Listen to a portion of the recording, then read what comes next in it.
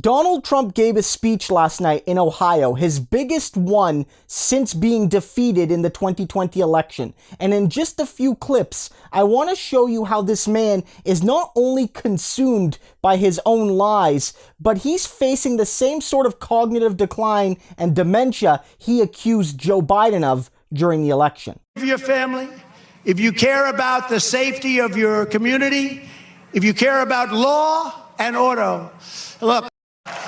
In Montana, over 6% of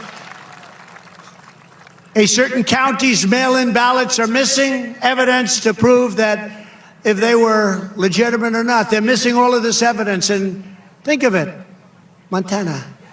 You know, a lot of mail-in ballots. Wherever you have the mail-in ballots, by the way, do you see the fraudulent votes? The Ohio GOP censured Gonzalez and remanded him to you-know-where, but they demanded that he resign and resign immediately. And he's still hanging in there, you know? Biden has violated his constitutional oath, endangered our safety, and look, he surrendered our really, if you think of it, no matter how you cover it, sovereignty. What he's done to our nation is unthinkable in a short period of time, and I said that was going to happen.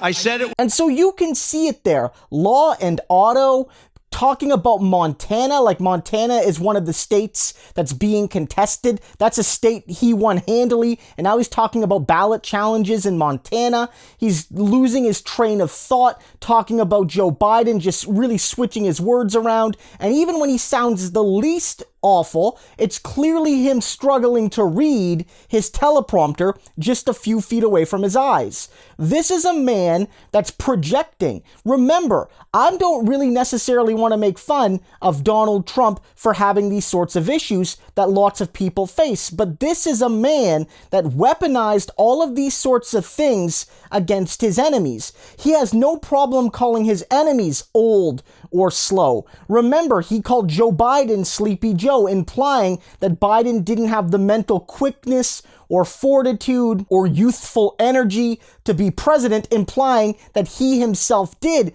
And we saw a man there that barely has the ability to control the conversation with a scripted speech. He is speaking off a script there. This is not a man that's going up there riffing on his own for 2 hours. This is a man with a scripted speech, and he couldn't follow it, or at the very least, he couldn't have the discipline to stick to the script, and when he went off course, he starts talking about Montana. No one's talking about Montana. Look, I'm not defending Trump's conspiracy theories, but they've been about Georgia, Pennsylvania, Arizona, and maybe Michigan and Wisconsin, blah, blah, blah, blah, blah. Montana isn't part of it. So either he's just making up new conspiracies on the spot, or he doesn't even understand the name of the states and what they apply to, and this man was president, and he wants to be president again in 2024 for 4 more years until 2028. If he's like this now, what's he gonna be like 6 years from now, 7 years from now, if God forbid he gets to be president again? So share this around. Again, the purpose really isn't to mock Donald Trump as a human being. Although, if you do that, I'm not gonna judge. I don't feel bad for Trump.